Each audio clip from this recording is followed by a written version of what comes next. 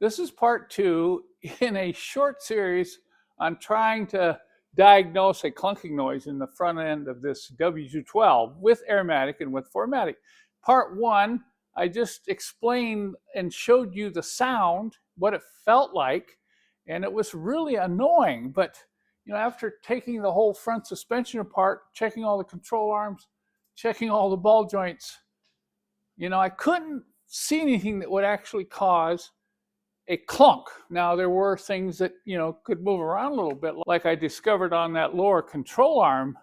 So finally, I decided to bring out these aromatic struts. Now, if you've been around the older aromatics, you're going to look at these and say, wow, these are a little bit different than the ones on the W220 or the W221. These are W212 specific, and they're big, and they're heavy. I think part of the problem that you're going to see here shortly is the fact that these are so heavy.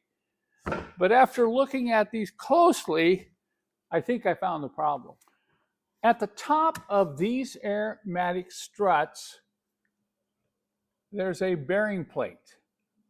That's going to allow that to twist when you turn. And you think, man, that's really cool. What a cool design. And so I thought, well, let's see if there's a problem with these. Uh-oh. Look at that. Look at all that bearing movement. Let's check this one. This one's even worse. Can you hear that clunk? Now I'm going to show you the clunking sound again from part 1.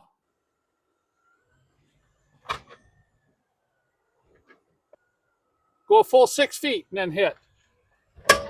Whoa! Do that again. Back up again. Back up again and hit. Okay, now go forward and hit. Wow. And I think you can see that this is a problem right here. As far as I know, you can't just replace the bearing towers in these. And at 100,000 miles, you have other issues.